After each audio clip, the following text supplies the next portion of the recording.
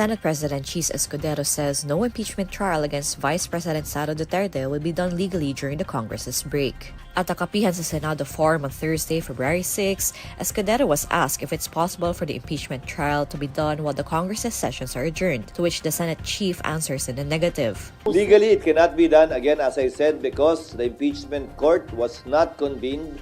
The impeachment complaint was not referred to plenary for there to be a basis for the impeachment court to be convened by the Senate sitting as a legislative body, hindi muna as an impeachment court. The Senate on Wednesday, February 5, adjourned its session without tackling the articles of impeachment against Duterte. Congress will resume its sessions on June 2.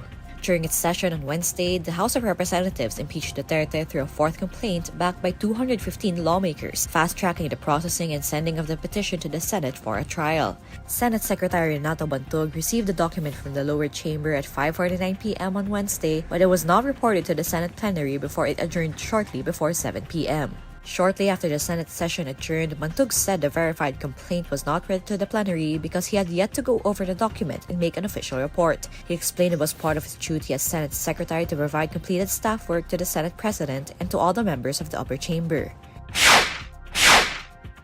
Former Chief Presidential Legal Counsel Salvador Panelo describes Vice President Sara Duterte's impeachment as a process railroaded by the House of Representatives, but expresses confidence she will be able to face the Senate trial with her head held high. Panelo, a staunch ally of Duterte, says the Vice President's lawyers, whom he did not name, are ready for an impeachment trial. In a message to the Inquirer, Panelo says Duterte will face her impeachment smilingly, courageously, and competently. In a separate statement on Wednesday, February 5, Panelo says he believes the purpose behind the impeachment is to supposedly besmirch Duterte's reputation with the ultimate goal of disqualifying her from the 2028 presidential elections. He also criticizes the House members for not heeding the supposed overwhelming voice of the people opposing the Vice President's impeachment. He says the lawmakers' decision also contradicted the stated position of President Bongbong Marcos against pursuing what Panelo describes as a divisive and non-productive political endeavor that does not benefit a single Filipino. For Panelo, the move to impeach the Vice President will only galvanize the support of the Filipino people for her. The House of Representatives on Wednesday impeached Vice President Duterte after 215 lawmakers endorsed the fourth complaint. The petition to impeach the Vice President received more than the required 102 signatures, or one-third of the 206 members of the House, to fast-track the proceedings as Congress goes on a break for the midterm election season. The Philippine Statistics Authority reports there were fewer unemployed Filipinos in December last year compared to the month before, amid the seasonal increase in employment during the holiday season. Based on PSA data, the number of unemployed Filipinos fell to 1.63 million in December from 1.66 million in November. According to the PSA, this translates to a jobless rate of 3.1% in December from 3.2% in November. But the quality of available jobs created during the holiday season was low and may not be enough for some workers to make ends meet. The number of Filipinos who sought additional jobs or working hours to augment their income rose to 5.48 million in December from 5.35 million in November.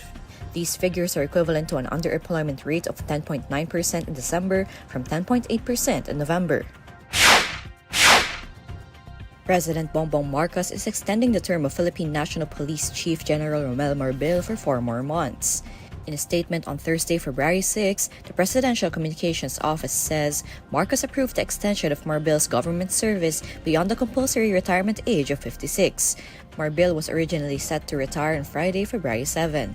He became the PNP's leader in April 2024. The PNP chief in a separate statement says his term extension will help the police force refine and improve its preparations for the upcoming elections. Earlier, Interior Secretary John Vic Remulla said Marbil's term extension would not cause any grievances in the organization. He further said the stability of the institution becomes more important, especially during elections. Marcos also noted in an interview on January 20 that changing the PNP chief with the upcoming polls is not good for stability. The 2025 midterm elections are set for May 12.